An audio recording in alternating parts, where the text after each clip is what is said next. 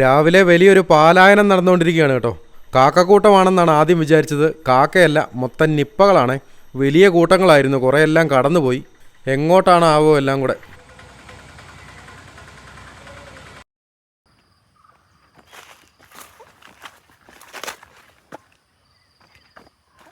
Hi, ഹൃദയരാഗത്തിൻ്റെ all Kerala യാത്രയിലെ 58ാമത്തെ video. All Kerala യാത്രയിൽ കോട്ടയത്ത് നിന്നും 2ാമത്തെ വീഡിയോ. എല്ലാ കൂട്ടുകാർക്കും പുതിയൊരു വീഡിയോയിലേക്ക് സ്വാഗതം.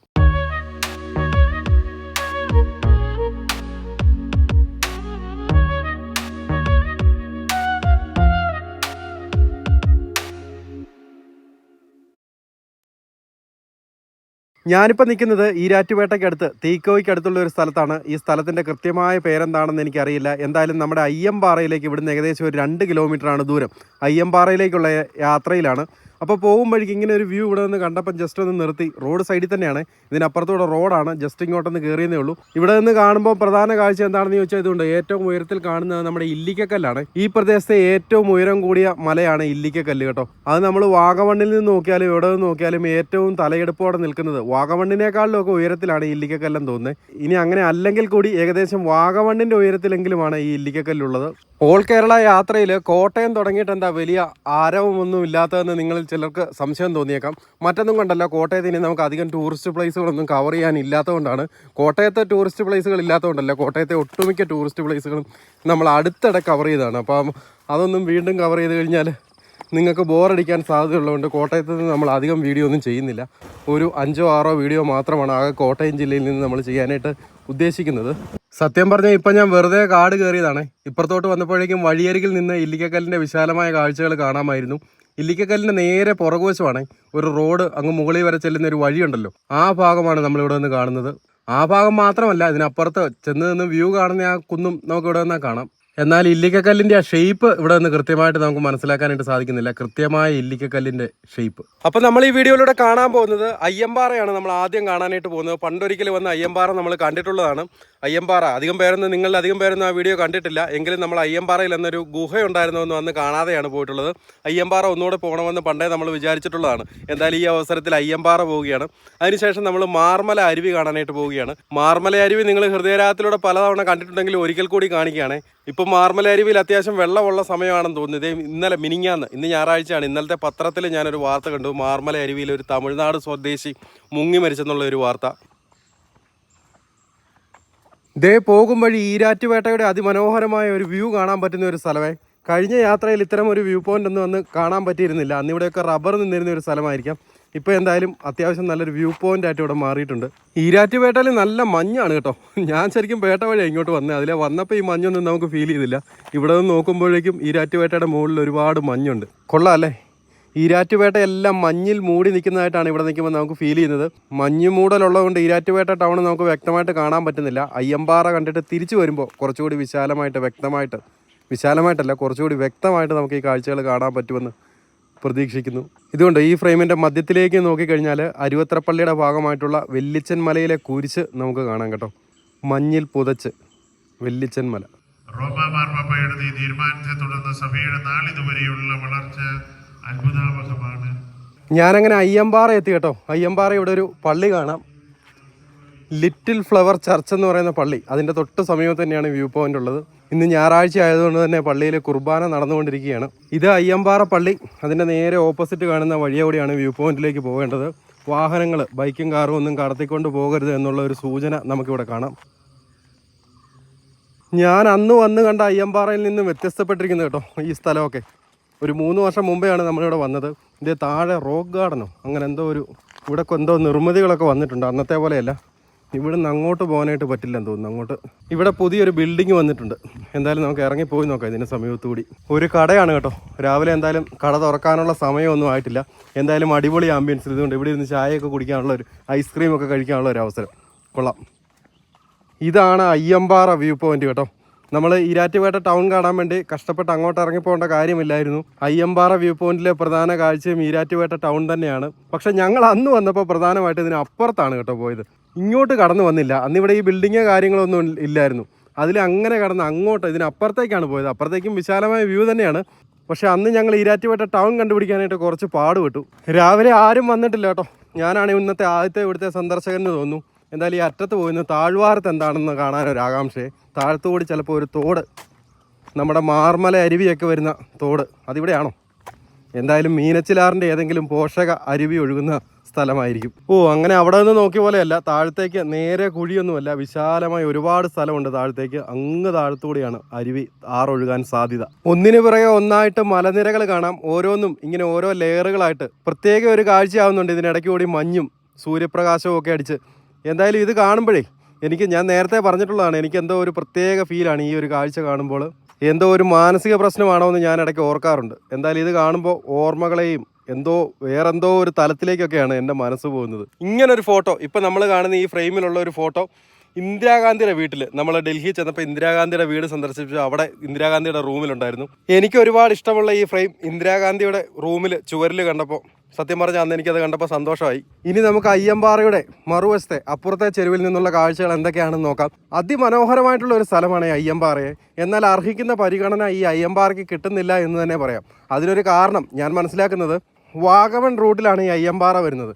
അപ്പോൾ വാഗമൺ യാത്രക്കാർക്ക് ഒരു ഇടത്താവളമായിട്ട് കാണാവുന്ന ഒരു സ്ഥലമാണ്.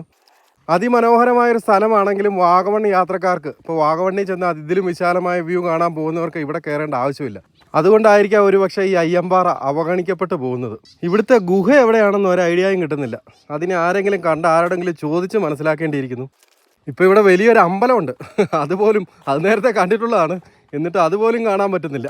അമ്പലം ഏതായാലും ഈ ഡയറക്ഷനിലായിരിക്കണം. കാഴ്ചകൾക്ക് മാത്രം ഒരു പഞ്ഞവുമില്ല, അതുപോലെ കാഴ്ചകളാണ് അയ്യമ്പാറയെന്ന്. ഇതാണ് അയ്യമ്പാറയിലെ ക്ഷേത്രം. അത്യാവശ്യം വലിയൊരു ക്ഷേത്രമാണ്. ഈ സ്ഥലത്തിന് അയ്യമ്പാറ എന്ന് പേര് വരാൻ തന്നെ കാരണം ഈ ക്ഷേത്രമായിരിക്കുമെന്ന് നമ്മൾ അന്ന് പറഞ്ഞിരുന്നു.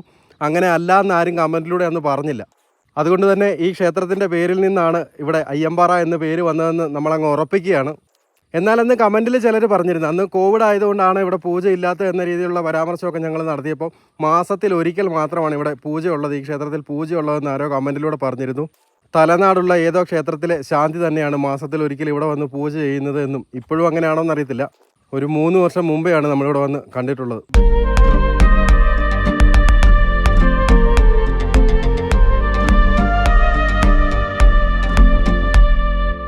ഞാനിവിടെ വന്നിട്ട് കുറച്ച് നേരമായി, ആരെയും ഇങ്ങോട്ട് കാണുന്നില്ല. ഗുഹ എവിടെയാണെന്ന് നമ്മൾ എങ്ങനെ മനസ്സിലാക്കും? എന്തായാലും ആരെങ്കിലും വന്നിട്ട് ഗുഹ കാണാൻ നിന്നാൽ നടക്കുമെന്ന് തോന്നുന്നില്ല. ഞാനെന്തായാലും അങ്ങ് തപ്പാൻ പോവാണേ. ഈ ക്ഷേത്രത്തിൻ്റെ ചുറ്റുവട്ടത്ത് ആദ്യം തപ്പാം. മിക്കവാറും ഇന്നും ഗുഹ കണ്ടുപിടിക്കാൻ പറ്റാതെ മടങ്ങേണ്ടി വരുമെന്ന് തോന്നുന്നു. അന്ന് വന്നപ്പോൾ ഗുഹ ഉണ്ടെന്ന് അറിയത്തില്ലായിരുന്നു. ഇന്ന് പക്ഷേ ഗുഹ ഉണ്ടെന്ന് അറിയാം, പക്ഷേ ഗുഹ എവിടെയാണെന്ന് അറിയത്തില്ല.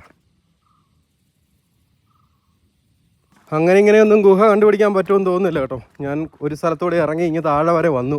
ഒരു രക്ഷയില്ല, ആരുടെയും സഹായം ഇല്ലാതെ ആരെങ്കിലും വരുന്നവരെ നമുക്ക് കാത്തു നിൽക്കാം ഗുഹ കാണണമെങ്കിൽ. ഇല്ലിക്കക്കല്ല് ഈ ഡയറക്ഷനിലായിരുന്നു കേട്ടോ. ഇല്ലിക്കക്കല്ല് എന്ത് ചെയ്യുന്നു ഞാൻ കുറച്ച് നേരമായിട്ട് അന്വേഷിക്കുമായിരുന്നു. കാഴ്ചകൾ ഒരു രക്ഷയില്ല കേട്ടോ. ഇതുണ്ടോ, ഞാൻ ഈ ക്ഷേത്രത്തിൻ്റെ ഇപ്പുറത്തെ സൈഡിലേക്ക് വന്നു. ഏത് ഡയറക്ഷനിൽ പോയാലും വിശാലമായ കാഴ്ചകളാണ്. എന്നാൽ ഈ കാഴ്ചകൾ അങ്ങോട്ടും ഇങ്ങോട്ടും ഒരുപാട് വ്യത്യസ്തപ്പെട്ടിരിക്കുന്നു, ഓരോ ഡയറക്ഷനിലെയും കാഴ്ചകളെ. ഇങ്ങോട്ട് വരുമ്പോൾ നമ്മൾ വാഗമൺ, ഇടുക്കിയുടെ ഭാഗങ്ങളൊക്കെ ആയിരിക്കും അവർ പക്ഷേ കാണുന്നത്. നിങ്ങളൊരു കാര്യം ശ്രദ്ധിച്ചോ, ഏത് ഡയറക്ഷനിലേക്ക് ക്യാമറ പിടിച്ചാലും അവിടെല്ലാം ഇതുപോലെ പല നിറത്തിൽ പൂത്ത് നിൽക്കുന്ന മരങ്ങൾ കാണാം. ഇപ്പോഴത്തെ ഒരു കാലാവസ്ഥയുടെ ആയിരിക്കും, അല്ല ഇപ്പോഴത്തെ ഒരു സീസണിൻ്റെ ആയിരിക്കാം. ഈ മരങ്ങളെല്ലാം പൂത്ത് നിൽക്കുന്ന സമയമായിരിക്കാം ഇത്. ശ്രീധർമ്മ ശാസ്താ ക്ഷേത്രം അയ്യമ്പാറ. ഞാനിവിടെ ഒരു വീട് കണ്ടുപിടിച്ചേ. ആ വീട്ടിലൊന്ന് പോയി തിരക്കി നോക്കാം ഗുഹ എവിടെയാണെന്ന്. മിക്കവാറും ഇങ്ങനെ ഒറ്റപ്പെട്ട ഒരു വീടാകുമ്പോഴേക്കും ഇവിടെ ഉറപ്പായിട്ടും പട്ടി ഉണ്ടാവും. ഉറപ്പായിട്ടും അതിനെ അഴിച്ചു വിട്ടിരിക്കുകയായിരിക്കും. പട്ടികടി കൊള്ളാനുള്ള യോഗം ഉണ്ടോ എന്ന് നോക്കാം രാവിലെ. നിർഭാഗ്യമെന്നേ പറയാനുള്ളൂ, ആൾത്താമസമുള്ള വീടല്ല കേട്ടോ. ആൾത്താമസം ഇല്ലാത്ത വീടുകൾ നമുക്ക് എന്നും ഒരു വീക്ക്നെസ്സാണ്. ചുമ്മാ ഒന്ന് പോയി നോക്കാം. ഇങ്ങോട്ടൊരു വഴിയൊക്കെ ഉണ്ടായിരുന്നു കേട്ടോ. ഇതിനപ്പുറത്തും ഒക്കെ വീടുകളുണ്ട്. എന്തോ ഒരനക്കം. ഇതിനപ്പുറത്തോട്ടും ഒക്കെ വീടുണ്ട്. ഇങ്ങും ആൾത്താമസം ഉള്ളതിൻ്റെ സൂചനയൊന്നുമില്ല.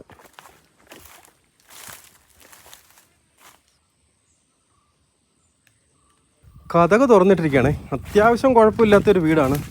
എന്നാൽ ഇവിടെ നിന്നൊക്കെ ആളുകൾ എന്താണ് ഒഴിവായി പോയതെന്നറിയില്ല. അത്യാവശ്യ സൗകര്യങ്ങളൊക്കെ ഉള്ള സ്ഥലങ്ങൾ തന്നെയാണ്. വഴിയായാലും തൊട്ടപ്പുറത്ത് വരെ ഉണ്ട്, കറണ്ടുണ്ട്, വെള്ളത്തിന് നല്ല ക്ഷാമം കാണാൻ സാധ്യതയുണ്ട്. അപ്പുറത്തെ വീട്ടിലോട്ടൊന്നും വഴി പോലുമില്ല. അതൊക്കെ കാലങ്ങളായിട്ട് ഉപേക്ഷിക്കപ്പെട്ടതാണ്. ഗുഹ കാണാൻ യോഗമില്ല, അത്രയും പറഞ്ഞാൽ മതി. ഇങ്ങനത്തെ ആളൊഴിഞ്ഞ വീടുകൾ കാണുമ്പോൾ അതിനകത്ത് കയറാനുള്ള ഒരു ടെൻഡൻസി എനിക്കുണ്ട്. പക്ഷേ ഞാൻ കയറുന്നില്ല കേട്ടോ. കഥമൊക്കെ തുറന്ന് കിടക്കുകയാണ്. മറ്റൊന്നും കൊണ്ടല്ല, ഇതിൻ്റെ ഉടമസ്ഥർ കണ്ടാൽ അവരെന്ത് വിചാരിക്കുമെന്ന് ഓർത്തിട്ട് മാത്രമാണ്. ഇത് കണ്ടോ, മത്തിപ്പുളി എന്നും കണ്ടാണ് ലോക്കലി ഈ ചെടി അറിയപ്പെടുന്നത്. ഇതിൻ്റെ കായ്ക്ക് എന്തോ പുളിയുണ്ട്. ഇതിവിടെ വ്യാപകമായിട്ട് കാണാം. പുളി ഉണ്ടോ എന്നൊന്ന് കഴിച്ചു നോക്കാമേ. തട്ടിപ്പോന്നുമില്ലല്ലോ അല്ലേ? ഇതിൻ്റെ എതളിനാണോ? നല്ല പുളിയുണ്ട് കേട്ടോ. ഇതിൻ്റെ പുറമേ ഒരു ചുവന്ന എതളുണ്ട്, അതിനകത്തൊരു പച്ച എതളുണ്ട്, അതിനകത്ത് വെളുത്ത കായുണ്ട്. ഇതുണ്ടോ, പക്ഷേ ഈ പുറമേ ഉള്ള എതളിനാണ് പുളി, ഈ ചുവന്ന എതളിന്. ഈ അയ്യമ്പാറ ഒരു ബിയർ പാർലർ കൂടിയാണ് കേട്ടോ. ധാരാളം ബിയർ കൂപ്പികൾ കാണാം. പക്ഷേ ഇവയൊന്നും ഇവിടെ തല്ലിപ്പൊട്ടിച്ചിട്ടിട്ടില്ല എന്നത് ഭാഗ്യം. ഈ സ്ഥലത്തിന് നമ്മുടെ പത്തനംതിട്ടയിലെ ചിറ്റാറിനടുത്തുള്ള ചതുരക്കള്ളിപ്പാറ, ആശാൻ്റെയൊക്കെ ചതുരക്കള്ളിപ്പാറയായിട്ട് സാമ്യമുണ്ട്. ഇത്രത്തോളം വ്യൂ ഒന്നും ചതുരക്കള്ളിപ്പാറയിലില്ല, എങ്കിലും ഏതാണ്ട് ഇതേ ഭൂപ്രകൃതിയിലുള്ളൊരു സ്ഥലമാണ്. അവിടെ ഇതുപോലെ ബിയർ കുപ്പികൾ കാണാം, പക്ഷേ അവിടെ ഇത് മുഴുവൻ തല്ലിപ്പൊട്ടിച്ചിട്ടിരിക്കുക. ഇവിടെ ഒരു ടാങ്കും അത് നിറച്ച് വെള്ളവും. ഒരുപാട് നാളായിട്ട് കിടക്കുന്ന വെള്ളമാണെന്ന് തോന്നുന്നു. മൊത്തത്തിൽ പായലൊക്കെ പിടിച്ച്. ഇതുകൊണ്ടോ എൻ്റെ ഒരു ഡെഡിക്കേഷൻ നിങ്ങൾ കാണാതിരിക്കല്ലോ കേട്ടോ. വീഡിയോ എല്ലാവരും ലൈക്ക് ചെയ്തോളൂ കേട്ടോ. എന്തിനാണെന്നറിയോ, ഞാനിത് അവിടെ വരെ പോയി ഗുഹ എവിടെയാണെന്ന് അവിടെ പള്ളിയുടെ അടുത്ത് പോയി ആ പള്ളി വന്നവരോട് തിരക്കിയിട്ട് വീണ്ടും വെയിലും കൊണ്ട് പോവുകയാണേ. കുറേ ദൂരം നടക്കണം. നടക്കുന്ന ഒരു പുത്തിരിയല്ല, എങ്കിലും അവിടെ ചെന്നാലും ഇനിയും ഗുഹ കണ്ടുപിടിക്കാൻ പറ്റുമെന്ന് യാതൊരു ഗ്യാരണ്ടി ഇല്ല. ഏകദേശം അവർ പറഞ്ഞു തന്നിട്ടുണ്ട്. അത് വെച്ച് ഏതായാലും വീഡിയോ നിങ്ങൾ ലൈക്ക് ചെയ്തല്ലേ. ഹൃദയരാഗം യാത്ര എന്ന ഇൻസ്റ്റഗ്രാം പേജ് കൂടെ ഒന്ന് ഫോളോ ചെയ്തേക്കെ. നമ്മുടെ ഫേസ്ബുക്ക് പേജ് ഒരു ഗതിയും പരഗതിയില്ലാതെ കിടക്കുക. അതേതായാലും നിങ്ങൾ ഫോളോ ചെയ്യാൻ ഞാൻ പറയുന്നില്ല. ഇൻസ്റ്റഗ്രാമിൽ ഹൃദയരാഗം യാത്ര. ഇത് കണ്ടോ, ഇവിടെ പ്രകൃതിദത്തമായ ഒരു ജലാശയമുണ്ട്. വേനൽക്ക് മാത്രമേ വെള്ളം കാണുകയുള്ളൂ എന്ന് തോന്നുന്നു. പാറപ്പുറത്ത് കെട്ടിക്കിടക്കുന്ന വെള്ളമായിരിക്കും. പാറപ്പുറത്ത് കെട്ടിക്കിടക്കുന്ന മാത്രമായിരിക്കില്ല, ചെറിയ ഉറവയും കാണും. നല്ല വേനലിൽ വറ്റിപ്പോവായിരിക്കും. എനിക്ക് അവർ പറഞ്ഞു തന്നത്, ഈ പാറപ്പുറത്തു കൂടി അങ്ങ് നടക്കുമ്പോൾ അമ്പലം എത്തുന്നതിന് തൊട്ട് മുന്നോടിയായിട്ട് ഈ നടന്നു ചെല്ലുന്ന പാറ അങ്ങ് തീരും. അവിടുന്ന് നേരെ താഴോട്ട് ഇറങ്ങണം. അവിടെ വന്നാൽ ഈ ഗുഹ കാണത്തില്ല. അവിടുന്ന് നേരെ താഴോട്ട് ഇറങ്ങണമെന്നാണ് പറഞ്ഞത്. ഇപ്പോൾ ഇവിടെ വന്നപ്പോൾ ഒരു സംശയം, ഇടത്തോട്ടാണോ വലത്തോട്ടാണോ ഇറങ്ങേണ്ടതെന്ന്. പക്ഷേ ഇവിടെ ഒരു പാറയും തീരുന്നുമില്ല, ഒരു പാറയും തുടങ്ങുന്നുമില്ല. എല്ലാം തമ്മിൽ കണക്റ്റഡ് ആയിട്ട് അങ്ങനെ കിടക്കുക. ഇനി ഇവിടെ വല്ലതും ആണോ? ജസ്റ്റ് എന്തായാലും ഇവിടെ ഒന്ന് ഇറങ്ങി നോക്കാം. അവസാന ശ്രമം.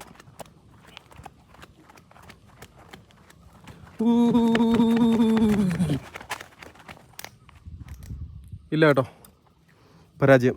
Mission failed.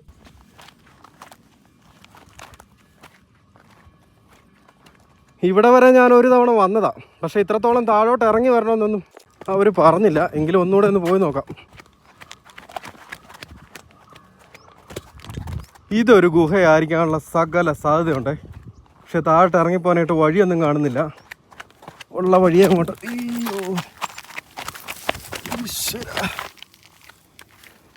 അവർ പറഞ്ഞ ഏകദേശം ഒരു ഭൂപ്രകൃതി ഒരു ഏരിയ വെച്ച് നോക്കുമ്പോൾ ഇതായിരിക്കണം.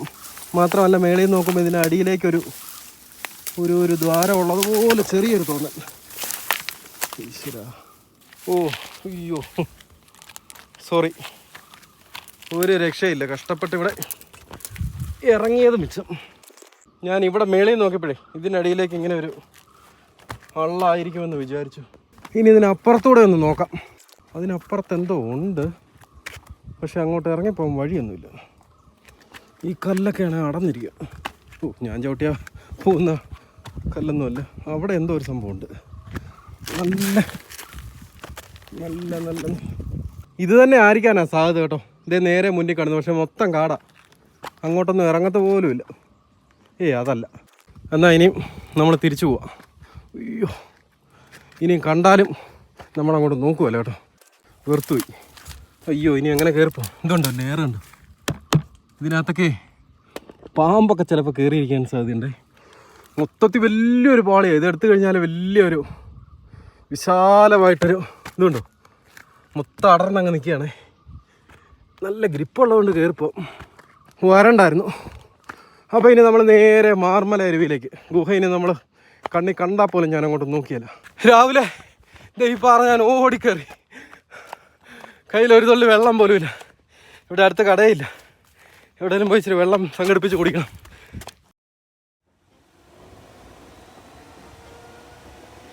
മാർമല അരുവി എത്താനായിട്ട് ഇനി 1 കിലോമീറ്റർ കൂടി ദൂരമുണ്ട്.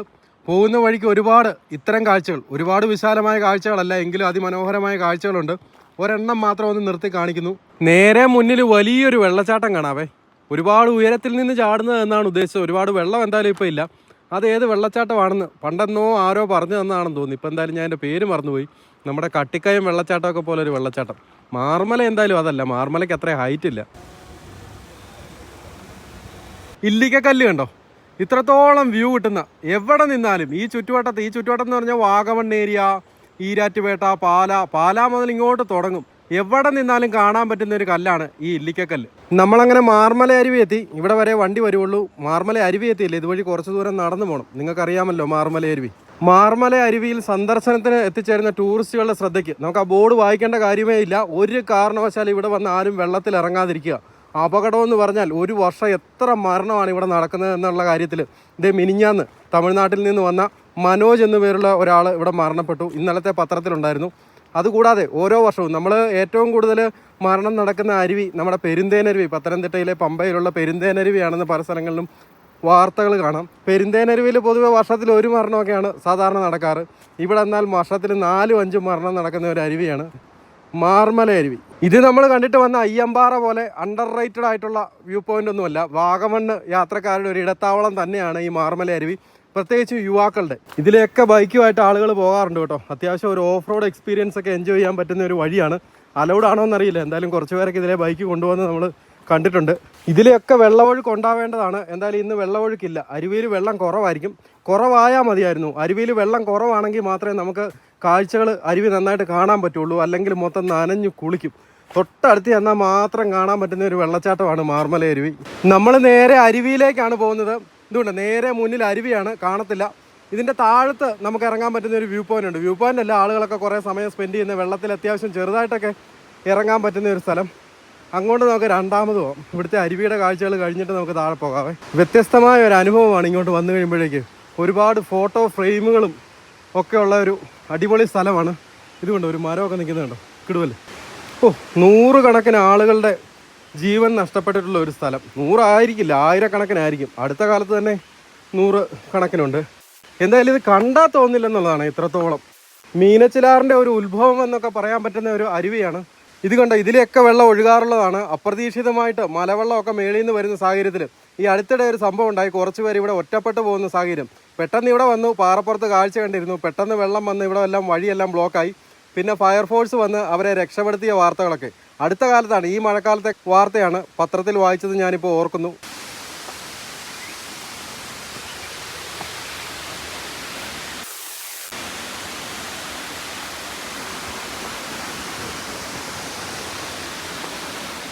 എന്നിവിടെ കാര്യമായിട്ട് മഴയൊക്കെ ഉണ്ടെങ്കിലും വെള്ളം തീരെ കുറവാകട്ടോ. വെള്ളം കുറഞ്ഞ ഏതായാലും നന്നായി, അല്ലെ ഇതിനടുത്തേക്ക് അടുക്കാനേ പറ്റില്ല. മഴ പെയ്യുന്ന പോലെ മിസ്റ്റ് അടിക്കും. പിന്നെ വെള്ളം കുറവാണെന്ന് കരുതി അത്ര സേഫ് ഒന്നുമല്ല. കാരണം എപ്പോൾ വേണമെങ്കിലും ഇവിടുത്തെ കാലാവസ്ഥയുമായി ബന്ധപ്പെട്ടിട്ടല്ല ഇതിലെ വെള്ളം. ശരിക്കും ഇത് ലോ റേഞ്ചും വാഗമണ്ണിലൊക്കെ പെയ്യുന്ന മഴയാണ്. ഇവിടുത്തെ കാലാവസ്ഥയായിരിക്കണം വാഗമണ്ണിൽ എന്ന് നിർബന്ധമില്ല. ഇവിടുത്തെക്കാളിലും മഴ ഒരുപാട് കൂടുതലാണ് വാഗമണ്ണിൽ. അതുകൊണ്ട് തന്നെ ഇവിടെ തെളിഞ്ഞ കാലാവസ്ഥ ഉള്ളപ്പോഴും അവിടെ മഴയായിരിക്കാം. പെട്ടെന്ന് വെള്ളം ഉയരാനുള്ള ഒരു സാധ്യത. ജാഗ്രതാ നിർദ്ദേശം നൽകിക്കൊണ്ടുള്ള ബോർഡുകൾ ഇവിടെ ധാരാളമുണ്ടെങ്കിലും എല്ലാം മലയാളത്തിലാണ്. ഇവിടെ വരുന്നവരിലധികം ഇപ്പോൾ നമുക്കറിയാം വാഗമണ്ണിലേക്ക് ഒരു 2-3 വർഷമായിട്ട് തമിഴ്നാട്ടിൽ നിന്നുള്ള ആളുകളുടെ വലിയൊരു ഒഴുക്കാണ്. ഇപ്പോൾ കഴിഞ്ഞ ദിവസം ഇവിടെ മരിച്ചവരായാലും തമിഴ്നാട്ടുകാരാണ്. മരിച്ച ആളായാലും തമിഴ്നാട്ടുകാരനാണ്. ഇപ്പോൾ ഇവിടെ ഉള്ള ഇവരെല്ലാം തമിഴ്നാട്ടുകാരാണ്.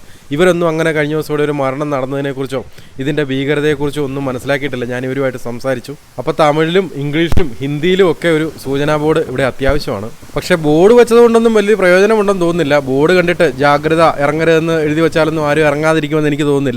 അല്ലെങ്കിൽ ഇവിടുത്തെ ബോർഡിലൊക്കെ ആഴമുള്ള കുഴികളുണ്ട്, ഗർത്തങ്ങളുണ്ട്, നീന്തലറിയാത്തവർ ഇറങ്ങരുതെന്ന് മാത്രമാണ് എഴുതിയിരിക്കുന്നത്.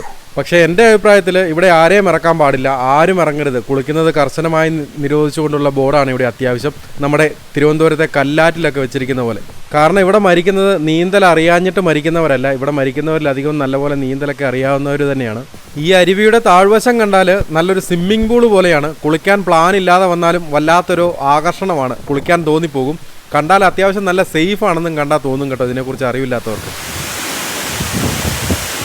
എപ്പോഴും ഈ വെള്ളച്ചാട്ടത്തിൽ നിന്നുള്ള മിസ്റ്റ് അടിക്കുന്നതുകൊണ്ട് ഈ പാറയെല്ലാം നല്ല വഴുക്കലായിട്ടാണ് എപ്പോഴും കാണപ്പെടുന്നത്. അതുകൊണ്ട് തന്നെ വെള്ളത്തിൽ ഇറങ്ങാത്തവർക്ക് പോലും ഇവിടെ ഒരു അപകട സാധ്യതയുണ്ട്. ഈ കല്ലിലൂടെ സൂക്ഷിച്ച് അത്യാവശ്യം ഗ്രിപ്പില്ലാത്ത ചെരുപ്പൊക്കെ ആണെങ്കിൽ ഉറപ്പായിട്ടും തെന്നി വീഴും. തെന്നി വീണാൽ കിണറ്റിലേക്കൊക്കെ വീഴുന്ന പോലെ വലിയ ഗർത്തങ്ങളിലേക്കാണ് നമ്മൾ വീഴുക. ഇപ്പം പിന്നെ വെള്ളച്ചാട്ടത്തിൽ വെള്ളം കുറവായതുകൊണ്ട് വലിയ കുഴപ്പമില്ല. വെള്ളച്ചാട്ടത്തിൽ നല്ല വെള്ളം ഉള്ളപ്പം കുറേ ദൂരത്തേക്ക് വരെ മിസ്റ്റായിരിക്കും. എല്ലാ പാറയും നനഞ്ഞ അവസ്ഥയിലായിരിക്കും.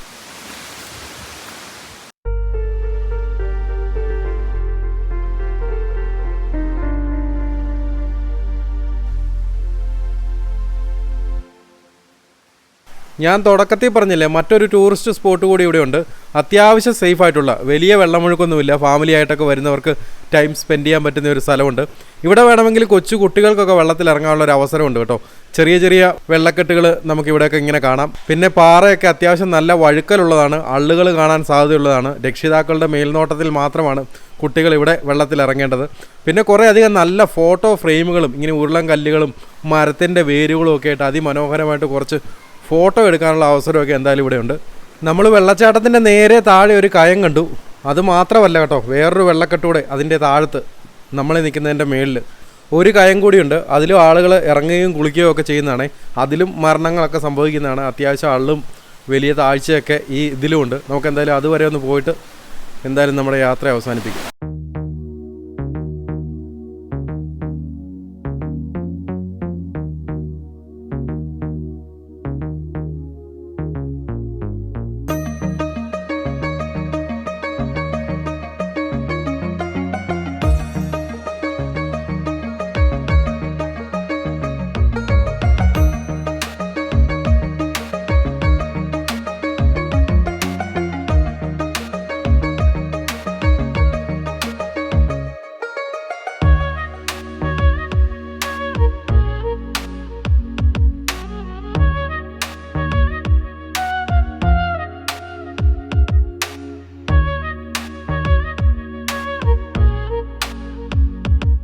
അപ്പോൾ ഈ കൊച്ചു വീഡിയോ അവസാനിക്കുകയാണ്.